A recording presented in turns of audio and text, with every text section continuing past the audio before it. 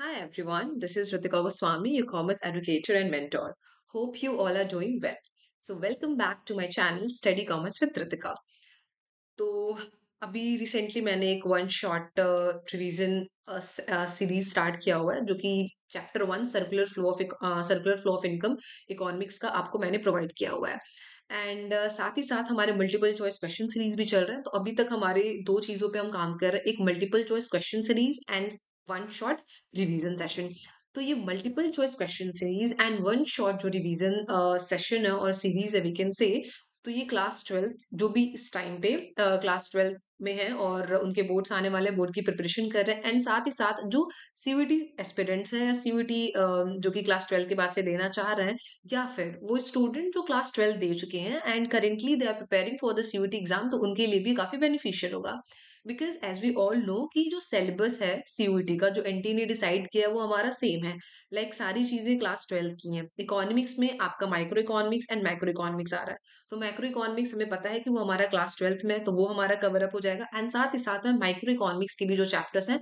उनके भी आपको रिकॉर्डेड लेक्चर प्रोवाइड करूंगी ठीक है एंड बिजनेस स्टडीज में भी हमारा क्लास ट्वेल्थ का ही चैप्टर्स आ रहे हैं क्लास ट्वेल्थ के ही सिलेबस हैं nature and significance of management principle of management और जो हमारे फाइनेंस वाला जो पार्ट है वो भी ठीक है और अकाउंटेंसी भी आपका क्लास ट्वेल्थ का ही है तो जो भी क्लास ट्वेल्थ में है या जो भी सीयूईटी की प्रिपरेशन कर रहे हैं तो उनके लिए जो मल्टीपल चॉइस क्वेश्चन सीरीज है और जो भी हमारा वन शॉट रिवीजन है वो दोनों बेनिफिशियल होंगे कि इन केस आपको वन शॉट लेना है रिवीजन लेना है कि चैप्टर वन के इकोनॉमिक्स के ले लेते हैं फिर बिजनेस स्टडीज के चैप्टर्स के वन शॉट रिवीजन लेते हैं then that lectures will be beneficial for you right and along with this जो आपके मल्टीपल चॉइस क्वेश्चन सीरीज है क्योंकि हमें पता है कि सीयूईटी में एमसीक्यू बन के आएंगे तो ये आपके बोर्ड के लिए भी होंगे क्योंकि बोर्ड में भी आपके मल्टीपल चॉइस क्वेश्चन आते हैं और जो भी मल्टीपल चॉइस क्वेश्चन फ्रेम हुए हैं तो सीबीएसई बोर्ड एग्जाम्स को देख के फ्रेम किए गए एंड साथ ही साथ सीयूईटी के एग्जाम्स में उसको देखते हुए किए गए हैं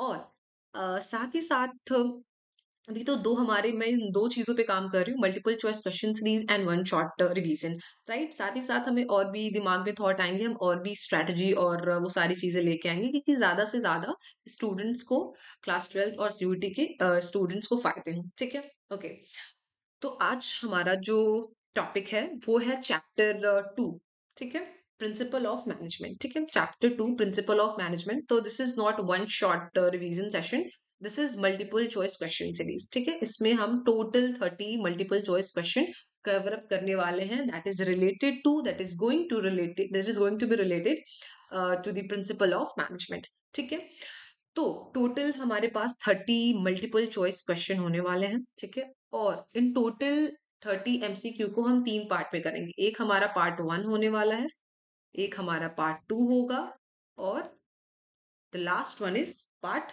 थ्री क्लियर है ओके हम तीनों पार्ट में टोटल 30 एमसीक्यू सॉल्व करेंगे और साथ ही साथ हमें पता है कि होमवर्क क्वेश्चन भी मिलते हैं तो आपको होमवर्क क्वेश्चन भी आपको कमेंट सेक्शन में बताना है ओके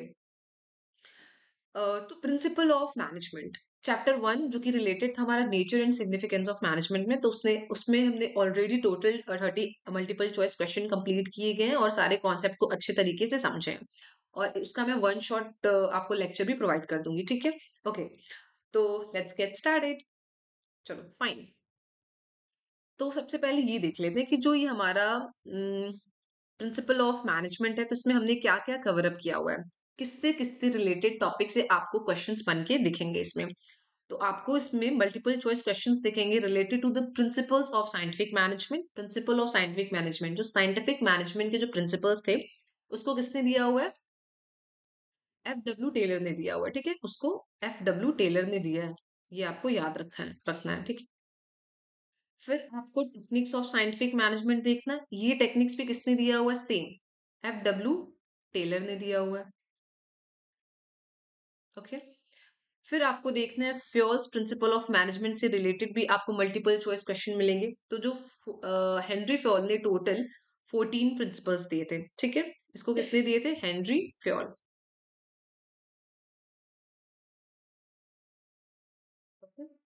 फिर आपको nature and importance of principle of management से रिलेटेड भी आपको मल्टीपल चॉइस क्वेश्चन देखेंगे और साथ ही साथ आई थिंक टोटल 3 क्वेश्चन मैंने रखे हुए हैं जो कि आपके रिलेटेड हैं ट्रू और फॉल्स, मतलब स्टेटमेंट दिए होंगे और आपको बताना है कि वो स्टेटमेंट ट्रू है या फॉल्स है। क्लियर है? ओके, तो हम स्टार्ट करते हैं।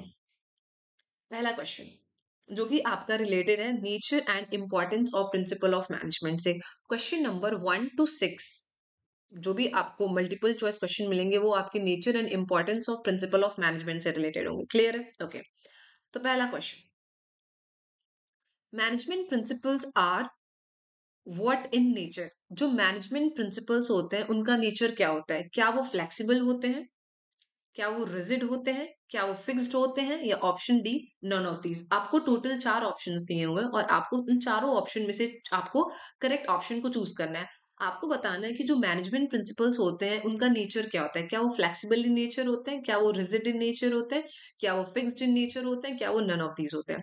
तो सबसे पहले अगर आपको उसका नेचर जानना है तो आपको पता होना चाहिए कि जो मैनेजमेंट प्रिंसिपल होते हैं या प्रिंसिपल ऑफ मैनेजमेंट है उसको डिफाइन कैसे करते हैं। तो जो प्रिंसिपल ऑफ मैनेजमेंट होता है ना, ये एक ब्रॉड और एक जनरल गाइडलाइंस होता है। ये एक ब्रॉड एंड जनरल गाइडलाइंस होता है जो कि हेल्प करते हैं in decision making and behaviour of managers. ठीक है, तो principle of management are broad and general guidelines for decision making and behaviour of management, sorry, behaviour of managers. ठीक है, तो ये जो प्रिंसिपल ऑफ मैनेजमेंट होता है ना, ये फ्लेक्सिबल इन नेचर होते हैं। फ्लेक्सिबल का मतलब होता है कि ये चेंज होते रहते हैं, ये अपने आप को अडेप्ट करते हैं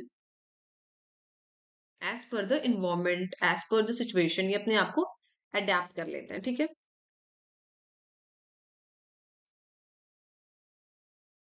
adapt as per the environment and situation, ये आपको पता होना चाहिए।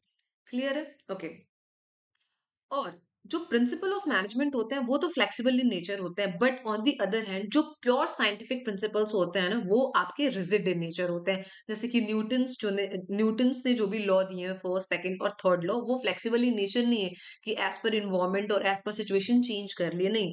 वो प्योर साइंटिफिक प्रिंसिपल है तो they are rigid in nature. But जो मैनेजमेंट प्रिंसिपल्स होते हैं वो फ्लेक्सिबल इन नेचर होते हैं, मतलब कि वो अपने आप को अडेप्ट कर लेते हैं as per the environment, as per the organization environment, as per the situation, as per the event. Clear है? Okay, तो please don't get confused between the management principle, या we can say principle of management, and pure scientific principle. दोनों में थोड़ा सा difference होता है, both are not same. ठीक है, they have some differences.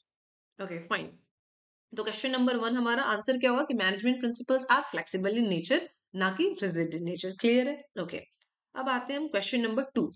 Question number 2 is asking like which of the following is not. आपको यहाँ पे ध्यान देना है, नॉट मेंशन किया हुआ है कि which of the following is not a characteristic of management principle. आपको टोटल 4 ऑप्शंस दिए हैं और टोटल चारों ऑप्शन में से आपको बताना है कि कौन सा आपका प्रिंसिपल ऑफ मैनेजमेंट का फीचर या वी कैन से कैरेक्टरिस्टिक्स नहीं है।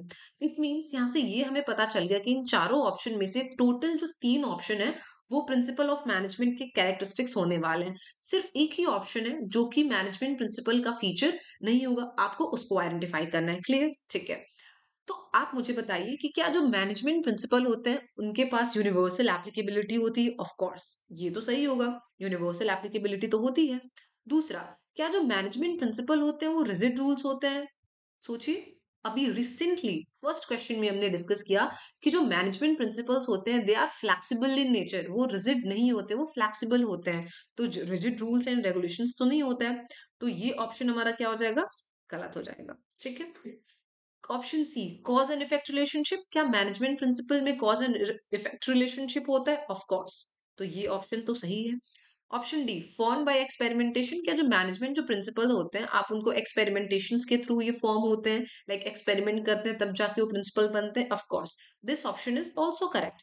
तो हमें क्वेश्चन में क्या पूछा था कि not a characteristics of management principle, चारों में से कौन सा मैनेजमेंट प्रिंसिपल का कैरेक्टरिस्टिक्स नहीं है? तो एक ही ऑप्शन तो दिख रहा है। चारों में से 3 ऑप्शन जो है ए, सी एंड डी, वो तीनों की तीनों करेक्ट है, बट एक ऑप्शन जो है रिजिड रूल्स, ये हमारा मैनेजमेंट प्रिंसिपल का फीचर नहीं है, या वी कैन से कैरेक्टरिस्टिक नहीं है। तो ऑप्शन बी हमारा क्या हो जाएगा? सही आंसर हो जाएगा। ठीक है, ओके, अब हम मूव करते हैं। वैसे मैनेजमेंट प्रिंसिपल्स के बहुत सारे कैरेक्टरिस्टिक्स हैं, लाइक यूनिवर्सल एप्लीकेबिलिटी होती है, they are flexible in nature, they have cause and effect relationship, they are found by practice and experimentation. ठीक है, okay, now moving towards to our question number 3। Question number 3 क्या बोलता है कि management principle provide managers with, जो management principles होते हैं वो मैनेजर्स को क्या प्रोवाइड करते हैं? ऑप्शन, क्या वो रेडीमेड सॉल्यूशंस प्रोवाइड करते हैं, क्या वो गाइडलाइंस फॉर एक्शन है, क्या वो एग्जैक्ट रूल्स हैं, या नन ऑफ दीज? तो आप मुझे बताइए कि जो मैनेजमेंट प्रिंसिपल्स होते हैं क्या वो मैनेजर्स को एकदम रेडीमेड सॉल्यूशंस प्रोवाइड कर देते हैं? लाइक कोई एक ऑर्गेनाइजेशन है, लेट्स टेक एन एग्जांपल, कोई एक कंपनी है या वी कैन से कोई एक ऑर्गेनाइजेशन है, और वहां पे मैनेजर्स ने कोई प्रॉब्लम फेस किया, तो जो मैनेजमेंट प्रिंसिपल है वो आता है और ऐसे कहता है कि अच्छा ठीक है ये प्रॉब्लम है, ये रेडीमेड सॉल्यूशन ले लो।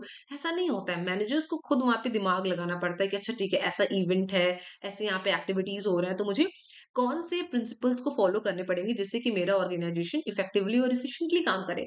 तो यहाँ पे जो मैनेजमेंट प्रिंसिपल होते हैं वो रेडीमेड सॉल्यूशंस नहीं देते हैं, ठीक है। मैनेजमेंट तो ये तो नहीं होगा। क्या मैनेजमेंट प्रिंसिपल मैनेजर्स को गाइडलाइंस प्रोवाइड करते हैं कि आप ये गाइडलाइंस को फॉलो कर लीजिए एंड एक्शन लीजिए? तो ऑफ कोर्स जो मैनेजमेंट प्रिंसिपल होते हैं वो मैनेजर्स को गाइडलाइंस प्रोवाइड करते हैं, ठीक है। अभी मैंने जब मैं क्वेश्चन नंबर 1 आपको पढ़ा रही थी, सॉल्व करा रही थी, तो मैंने उसमें बोला कि what is the, I told you कि the definition of principle of management. तो प्रिंसिपल ऑफ मैनेजमेंट का डेफिनेशन ये है कि एक बहुत ही ब्रॉड एंड जनरल गाइडलाइंस है। Principle of management are broad and general guidelines that helps, जो कि हेल्प करता है in decision making and behaviour of managers. तो ये गाइडलाइंस है, ना कि रेडीमेड सॉल्यूशन है, ठीक है। तो management principle provide managers with guidelines for action. क्या ये एग्जैक्ट रूल्स है? नहीं, they are not exact rules, तो ये तो गलत हो गया। Option D, none of these. None of these तो नहीं होगा, नन ऑफ दीज तो नहीं होगा, ठीक है। तो इसका हमारा आंसर क्या होगा कि management principle provide managers with guidelines for action, ठीक है। Guidelines for action, okay. Okay, question number 3 भी हो गया। अब हम आते हैं अपने क्वेश्चन नंबर 4 पे मूव करते हैं, ठीक है। क्वेश्चन नंबर 4 क्या बोलता है कि principal of management help in achieving what? जो प्रिंसिपल ऑफ मैनेजमेंट है, जो प्रिंसिपल ऑफ मैनेजमेंट है वो आपको किस चीज में मदद करता है, क्या चीज अचीव करने में हेल्प करता है? क्या वो पर्सनल ऑब्जेक्टिव्स को अचीव करने में हेल्प करता है? आई थिंक इसके ऑप्शन हमारे नेक्स्ट पेज पे हैं, तो लेट्स मूव। ओके, तो पहला ऑप्शन क्या था कि जो प्रिंसिपल ऑफ मैनेजमेंट होता है, मैं यहाँ पे ऑप्शन लिख देती हूँ कि जो प्रिंसिपल ऑफ मैनेजमेंट होता है क्या आपको पर्सनल ऑब्जेक्टिव था ना, राइट? वन सेकेंड, कि मैं मूव नहीं करना पड़ेगा तो मैं यही लिख देती हूँ। ओके, आपको बताना है कि क्या जो प्रिंसिपल ऑफ मैनेजमेंट होते हैं वो हेल्प करते हैं अचीविंग पर्सनल ऑब्जेक्टिव, ये होगा, या कोऑर्डिन या help in achieving coordination and efficiency, या ओनली प्रॉफिट मैक्सिमाइजेशन, या नन ऑफ दिस। अगर आपको एक बार और क्वेश्चन देखना है तो आप देख सकते हो, ये वाला क्वेश्चन था कि जो प्रिंसिपल ऑफ मैनेजमेंट होते हैं वो हेल्प करते हैं अचीविंग पर्सनल ऑब्जेक्टिव, या फिर coordination and efficiency, only profit maximisation, या नन ऑफ दिस। तो जो प्रिंसिपल ऑफ मैनेजमेंट होता है, आपको क्या लगता है कि जो प्रिंसिपल ऑफ मैनेजमेंट होता है वो आपके पर्सनल ऑब्जेक्टिव को अचीव करने में हेल्प करता है, या फिर कोऑर्डिनेशन एंड इफिशिएंसी को अचीव करने में हेल्प करता है, या सिर्फ profit maximisation? Only profit maximisation, इसका कोई सेंस नहीं है। आप किसी ऑर्गेनाइजेशन में काम कर रहे हो और ऑर्गेनाइजेशन का काम ऐसे सिर्फ ओनली प्रॉफिट मैक्सिमाइजेशन तो नहीं होता है, तो ये ऑप्शन तो गलत हो जाना है, ठीक है। पर्सनल ऑब्जेक्टिव भी नहीं होता है, ये ऑप्शन भी गलत हो जाना है, तो बच क्या रहा है हमारा? Coordination and efficiency, and this is right, this is right option.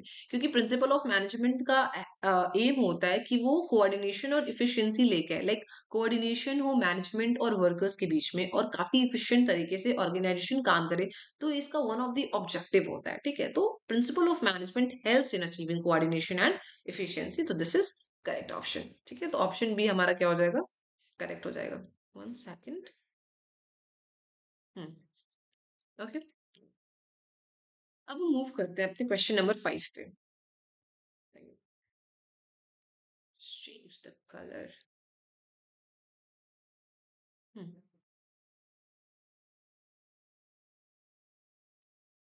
Okay. So question number 5 is the talking about the importance of management, कि importance of management principle lies in, the importance of management principle lies in। वैसे management principal या principal of management के बहुत सारे importance होते हैं, like in सारों ये, like option A, optimum utilisation of resources. क्या मैनेजमेंट प्रिंसिपल का इंपॉर्टेंस है कि ऑप्टिमम यूटिलाइजेशन रिसोर्सेज का?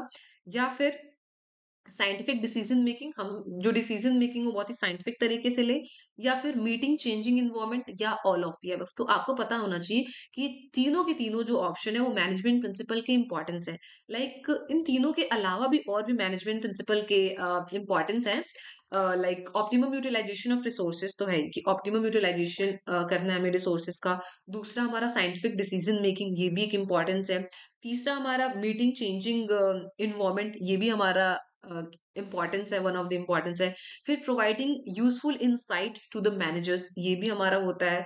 फिर ट्रेनिंग, रिसर्च एंड एजुकेशन से रिलेटेड, ये भी मैनेजमेंट प्रिंसिपल का इम्पॉर्टेंस होता है। ठीक है, तो these are the importance of management principle. ठीक है, तो ऑप्शन ए भी हमारा सही है, ऑप्शन बी भी सही है, ऑप्शन सी भी सही है। तो हमारा last at the sorry at the last हमारा आंसर क्या हो जाएगा, कि ऑल ऑफ द अबव, सारे के सारे ऑप्शन हमारे क्या हैं, करेक्ट है। तो ऑल ऑफ द अबव क्या होगा इसका करेक्ट आंसर होगा। ठीक है, ओके। जहां पे भी आपको दिखे कि नहीं, चार ऑप्शंस दिए हुए हैं, उसमें से तीनों ऑप्शन सही हैं, तो आपको एक ऑप्शन डी दिया ही होगा कि ऑल ऑफ द अबव। ठीक है, तो आप ऑल ऑफ द अबव पे टिक लगाओगे। या फिर दूसरा एग्जांपल ऐसे ले लो कि आपको कोई एक स्टेटमेंट दिया है और आपको चार ऑप्शन दिए हुए हैं, और A B C and D, और ए भी नहीं है, बी भी नहीं है, सी भी नहीं है, तो डी आपको दिया होगा नन ऑफ द अबव। तो आप क्या करोगे, जब आपको दिखेगा कि ए भी उसका करेक्ट ऑप्शन नहीं है, बी भी उसका करेक्ट ऑप्शन नहीं है, सी भी उसका करेक्ट ऑप्शन नहीं है, तो आप क्या लगाओगे, एट द एंड आप ऑप्शन डी लगाओगे, कि नन ऑफ द अबव, मतलब कि इन तीनों में से ऊपर जितने भी तीन ऑप्शन दिए हुए हैं, इन तीनों में से कोई भी करेक्ट नहीं है। तो ऑल ऑफ द अबव और नन ऑफ द अबव का ये मतलब होता है। क्लियर है? ओके, अब हम मूव करते हैं अपने क्वेश्चन नंबर 6 पे। Okay, question number 6 is talking about features. कि which feature shows that management principle can be modified as per situation? आपको चार फीचर्स दिए गए मैनेजमेंट प्रिंसिपल्स के। फीचर्स भी होते हैं, जैसे कि यहाँ पे हमने देखा ना, वन सेकेंड, प्रीवियस वाले में, कि मैनेजमेंट के फीचर्स थे। ओके, लाइक यूनिवर्सल एप्लीकेबिलिटी होते हैं, रिजिड रूल्स नहीं होता है, फ्लेक्सिबिलिटी होती है, कॉज एंड इफेक्ट रिलेशनशिप होता है, फॉर्म बाय एक्सपेरिमेंटेशन, और यहाँ पे और भी कुछ दिए होंगे। तो आपको बताना है कि इन चारों ऑप्शन में से कौन से फीचर्स की यहाँ पे बात की गई है। ठीक है, आपको स्क्रीन पे दिख रहा होगा क्वेश्चन, कि which feature shows that management principle can be modified as per situation. कौन सा फीचर है मैनेजमेंट प्रिंसिपल का जो कि यहाँ पे शो कर रहा है कि जो प्रिंसिपल ऑफ मैनेजमेंट होते हैं, वी कैन से मैनेजमेंट जो प्रिंसिपल्स होते हैं, उनको आप मॉडिफाई कर सकते हो एज पर सिचुएशन। याद करिए, मैंने इसके बारे में डिस्कस किया हुआ है अपने प्रीवियस क्वेश्चन में। ठीक है, तो अभी मैंने बताया था कि जो मैनेजमेंट प्रिंसिपल्स होते हैं, they are not rigid in nature, they are flexible in nature. तो आप मुझे बताइए, ऑप्शन ए, क्या जो ये स्टेटमेंट है वो यूनिवर्सल एप्लीकेबिलिटी फीचर की बात कर रहा है? ऑफ कोर्स नॉट मैम, तो ये तो नहीं होगा। ठीक है, क्या ये जो फीचर है वो फ्लेक्सिबिलिटी की बात कर रहा है? तो मैम ऑफ कोर्स फ्लेक्सिबिलिटी, अभी तो आपने बताया था कि मैनेजमेंट जो प्रिंसिपल होते हैं वो फ्लेक्सिबल होते हैं। तो फ्लेक्सिबिलिटी का मतलब क्या होता है कि वो अपने आप को अडेप्ट कर पाते हैं as per the business environment, as per the business situation, as per the business events, right? तो यहाँ पे कौन से फीचर की बात की जा रही है? फ्लेक्सिबिलिटी की बात की जा रही है, क्योंकि यहाँ पे मॉडिफिकेशन वो टर्म यूज किया गया है, सिचुएशन टर्म यूज किया गया है, तो ये तो फ्लेक्सिबिलिटी में होता है ना। ओके, क्या ये जनरल गाइडलाइन से रिलेटेड ये स्टेटमेंट बोल रहा है? Of course not ma'am. Cause and effect relationship, ऐसे कोई भी बात नहीं की गई जिससे आपको कॉज एंड इफेक्ट रिलेशनशिप कुछ शो हो रहा है, तो ऑफ कोर्स ये भी ऑप्शन क्या है, गलत है। तो option sorry question number 6 like पूछ रहा है कि कौन सा फीचर है दैट शोज कि management principle can be modified as per situation. तो यूनिवर्सल एप्लीकेबिलिटी नहीं, ऐसा इसमें कुछ भी बात नहीं की गई। Flexibility of course ma'am flexibility से रिलेटेड है, बट और भी ऑप्शन देख लेते हैं। जनरल गाइडलाइंस नहीं, ये इससे कुछ मिलता जुलता नहीं है कि जनरल गाइडलाइंस के बारे में बता रहा है यहाँ पे। कॉज एंड इफेक्ट रिलेशनशिप ये भी नहीं है। तो यहाँ पे हमारे क्वेश्चन नंबर 6 जो हमारे थे वो प्रिंसिपल ऑफ मैनेजमेंट से रिलेटेड थे, इंपॉर्टेंस एंड फीचर्स, राइट? अब हम मूव करते हैं अपने क्वेश्चन नंबर 7। तो क्वेश्चन नंबर 7 से लेके 13 तक हमारा किससे रिलेटेड है? प्रिंसिपल ऑफ साइंटिफिक मैनेजमेंट से रिलेटेड है। तो आपको यहाँ पे दो लोगों के नाम जानने हैं। First one is first one is F.W. Taylor. ठीक है, एंड दूसरा आपको नाम जानना है, नाम जानना नहीं है, नाम जानना भी है और साथ ही साथ आपको याद भी रखना है, हेनरी फ्योल। ये दो लोग हैं जिनको आपको भूलना नहीं है। ठीक है, कभी भी नहीं भूलना है। बीइंग अ कॉमर्स स्टूडेंट आपको अभी भी याद रखना है।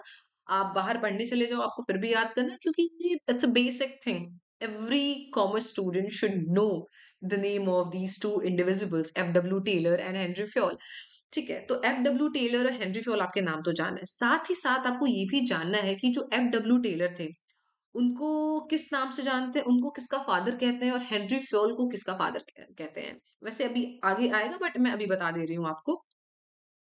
ठीक है, तो जो एफ.डब्ल्यू. टेलर है, 1 सेकेंड, हम यहाँ पे इसको देख लेते हैं कि जो एफ.डब्ल्यू. टेलर है,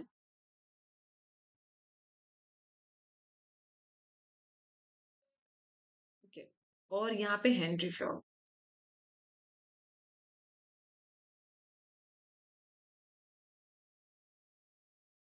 तो जो एफ.डब्ल्यू. टेलर है, इनको हम फादर ऑफ साइंटिफिक मैनेजमेंट बोलते हैं। Father of scientific management. ठीक है।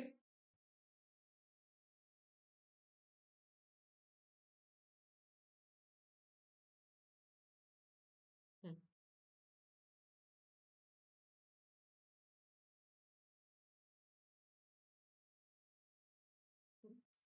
और जो हेनरी फ्योल है, उनको हम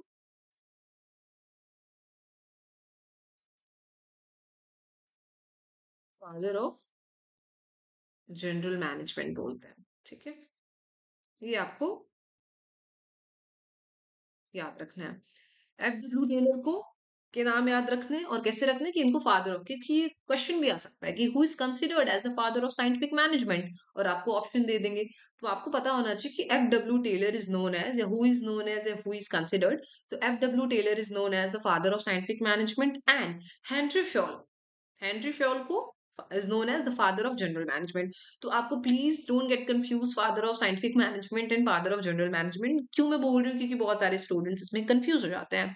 समटाइम्स लाइक क्वेश्चन आता है कि who is known as the father of general management, तो वो एफ.डब्ल्यू. टेलर को टिक मार के आ जाते हैं, और फादर ऑफ साइंटिफिक मैनेजमेंट की जगह पे वो हेनरी फ्योल को कर देते हैं। मतलब मैं बता रही हूँ, 12th लेवल पे भी ये गलतियां होती हैं, आप सीयूईटी में भी करते हो, एंड समटाइम्स अगर आपको ग्रेजुएशन के बाद से पोस्ट ग्रेजुएशन करना है, या फिर आपको अपने एकेडमिक्स में जाना है, आपको एकेडमिक्स में इंटरेस्ट है, and you want to become an assistant professor, तो वहां पे भी ये क्वेश्चन आते हैं। इसकी प्रूफ है, मतलब इसके क्वेश्चंस आते हैं, और यहाँ पे बच्चे कंफ्यूज हो जाते हैं, क्योंकि वो क्लास 12th का छोड़ दिए रहते हैं, फिर याद नहीं रहता है। तो इट्स वेरी इंपॉर्टेंट कि आपको अपना बेस बहुत ही स्ट्रांग रखना चाहिए, कि एटलीस्ट हमें बेसिक चीजों पे, अगर हम किसी कॉम्पिटेटिव एग्जाम्स की प्रिपरेशन कर रहे हैं that is related to our subject, तो हमें बेसिक्स पे उतना काम ना करना पड़े, वो ऑलरेडी हमारा स्ट्रांग हो, एंड देन जो भी हार्ड चीजें then we will work on it, right. तो आपको इसमें कंफ्यूज नहीं होना है, ठीक है। F W. Taylor and Henri Fayol आपको याद रखना है, ओके। ठीक है, कहाँ पे थे हम? Question number 7, right? So question number 7 is talking about the main objective of Taylor's scientific management is, वैसे जो scientific management, जो principles of scientific management है, as well as जो techniques of scientific management है, वो आपके F.W. टेलर ने दिए हैं। तो जो भी टेलर साहब ने साइंटिफिक मैनेजमेंट दिया हुआ है, तो उसके मेन ऑब्जेक्टिव क्या थे? पहला, option A, maximum output at minimum cost, की ज्यादा से ज्यादा मैक्सिमम आउटपुट हो मिनिमम कॉस्ट पे, या फिर सोशल वेलफेयर, या फिर एम्प्लॉय सेटिस्फेक्शन, या फिर जॉब सिक्योरिटी। तो जो मेन ऑब्जेक्टिव था ना एफ.डब्ल्यू. टेलर का, जो उन्होंने साइंटिफिक मैनेजमेंट प्रिंसिपल्स और टेक्निक्स दिए हैं, तो उनका मेन ऑब्जेक्टिव था कि हम ज्यादा से ज्यादा आउटपुट क्रिएट करें, वो भी मिनिमम कॉस्ट पे। I think every human being का ना ये एम होता है, and everybody should do this, कि हम ज्यादा से ज्यादा आउटपुट क्रिएट करें मिनिमम कॉस्ट से। अब आप अपने इसको अपने पढ़ाई से लिंक कर सकते हो, कि आप ज्यादा से ज्यादा मार्क्स लेके आ पाए, ज्यादा से ज्यादा आप इफेक्टिवनेस अपने पढ़ाई में दिखा पाए कम टाइम में। लाइक सबके पास 24 घंटे होते हैं, बट उसी में से कोई टॉपर हो जाता है, कोई मीडियम हो जाता है, एंड कोई हमारा एकदम ही नीचे स्तर पे हो जाता है, जस्ट बिकॉज क्योंकि they don't know how to utilize time, या हाउ टू मैनेज टाइम। ठीक है, how to use time effectively and efficiently, right. Okay, so main objective था टेलर साइंटिफिक मैनेजमेंट का, कि maximum output at minimum cost, ये हमारा correct option है। But हम तीनों को और देख लेते हैं। क्या सोशल वेलफेयर, ऐसा कुछ बात नहीं हुआ है, ठीक है, सोशल वेलफेयर से रिलेटेड कोई बात नहीं की गई है, तो ये ऑप्शन तो गलत हो गया। एम्प्लॉय सेटिस्फेक्शन से रिलेटेड उनका मेन ऑब्जेक्टिव था, नहीं। जॉब सिक्योरिटी, नहीं, उनका मेन ऑब्जेक्टिव था मैक्सिमम आउटपुट करें एट मिनिमम कॉस्ट। क्लियर है? ओके, अब हम आते हैं क्वेश्चन नंबर 8 पे। Science not rule of thumb means, science not rule of thumb का मतलब क्या है? अब आपको यहाँ से ये ध्यान रखना है कि science not rule of thumb आपका टेक्निक है कि प्रिंसिपल्स ऑफ साइंटिफिक मैनेजमेंट है। तो ये प्रिंसिपल्स हैं, ठीक है, ये प्रिंसिपल्स हैं साइंटिफिक मैनेजमेंट के। टेक्निक हमारा इज डिफरेंट थिंग और प्रिंसिपल्स हमारे अलग हैं। टोटल 4 साइंटिफिक प्रिंसिपल्स दिए हुए हैं FW टेलर ने, ठीक है। तो science not rule of thumb is one of them, ठीक है। तो जो science not rule of thumb था उसका मतलब क्या है? क्या उसका मतलब रैंडम डिसीजन से रिलेटेड है? क्या उसका मतलब decision based on personal opinion है? या फिर decision based on scientific study and analysis है? या फिर डिसीजन बेस्ड ऑन इंट्यूशन है?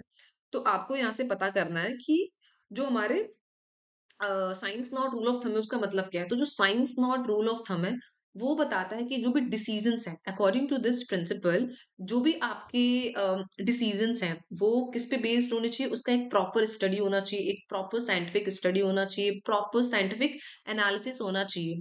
एंड आपको इसको यूज करना है instead of using traditional method और ओल्ड रूल ऑफ थंब, ठीक है।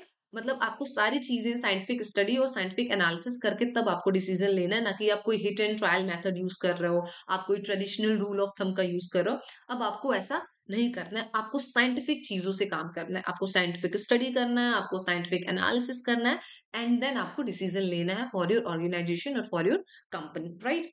तो science not rule of thumb is related to option number C, that is decisions based on scientific study and analysis, ना कि रैंडम डिसीजन, गलत।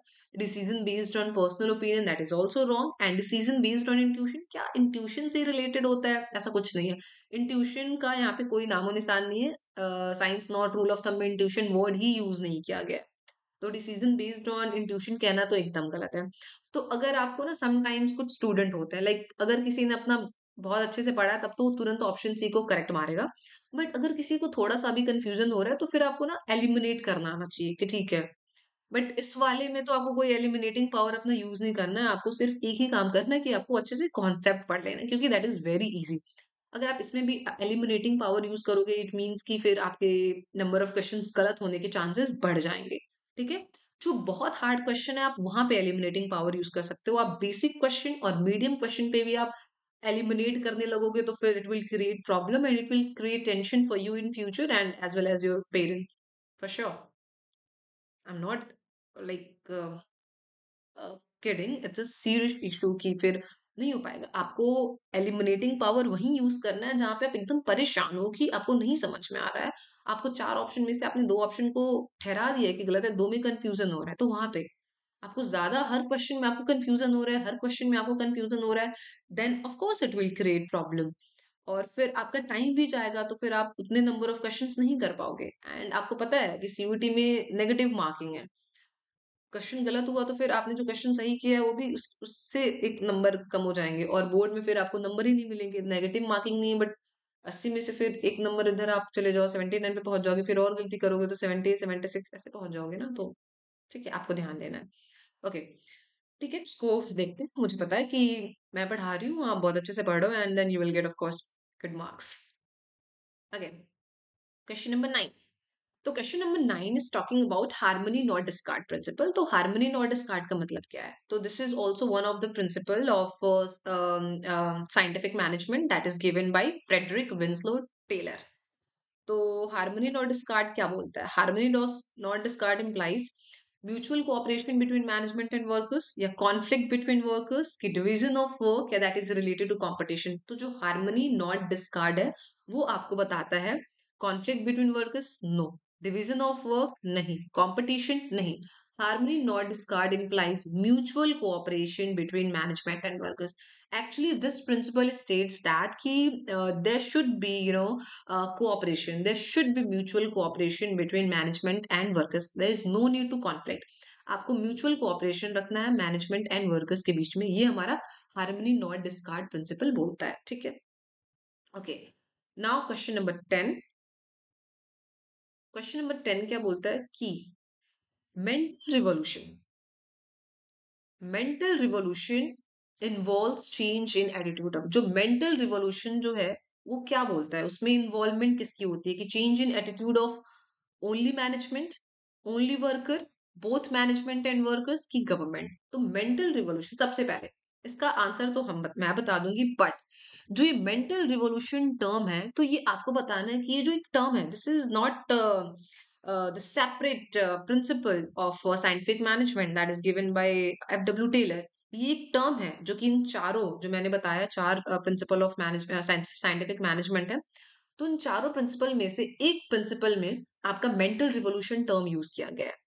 तो आपको मुझे late me know in the comment section कि किस प्रिंसिपल ऑफ साइंटिफिक मैनेजमेंट में mental revolution term use हुआ है।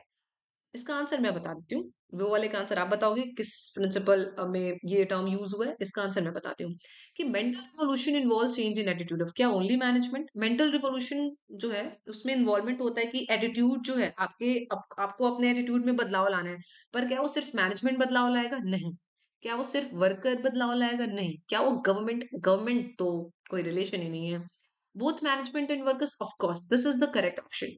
Mental revolution involves change in attitude of both, management को भी अपने एटीट्यूड में चेंज लाना है और साथ ही साथ वर्कर्स को भी अपने एटीट्यूड में चेंज लाना है। अगर दोनों लोग अपने एटीट्यूड में चेंज लेके आते हैं देन ओके, अदरवाइज प्रॉब्लम। ठीक है, ओके। तो एक मैंने आपको क्वेश्चन दे दिया है कि आपको बताना है कि मेंटल रिवॉल्यूशन आपका कौन से प्रिंसिपल ऑफ साइंटिफिक मैनेजमेंट में यूज होता है ये टर्म। और एक क्वेश्चन आप ले लो। 1 सेकेंड, मैंने आपके लिए homework question not previous, next part. आप मुझे क्वेश्चन नंबर 34 बताओ, that is your homework question, कि which of the following principle of fuel implies that employees should receive fair wages and treatment। कौन सा प्रिंसिपल है जो कि फ्योल ने दिया हुआ है कि जो कि ये इम्प्लाई करता है या ये बताता है कि एम्प्लॉयज को fair wages and fair treatment receive होनी चाहिए, मतलब फेयर वेजेस देने चाहिए, उनको फेयर तरीके से ट्रीट करना चाहिए।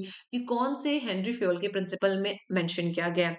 That is in equity, that is in discipline, या रेम्यूनरेशन ऑफ पर्सनल, या फिर ऑर्डर। आपको बताना है कि option A B C and D में से विच वन इज करेक्ट। ठीक है, तो that is your homework question और मेंटल रिवोल्यूशन वाला पार्ट। टोटल आपके दो हैं। Let me know in the comment section, then उसके बाद से मैं बताऊंगी कि आप गलत हो या फिर सही हो। तो ये था हमारा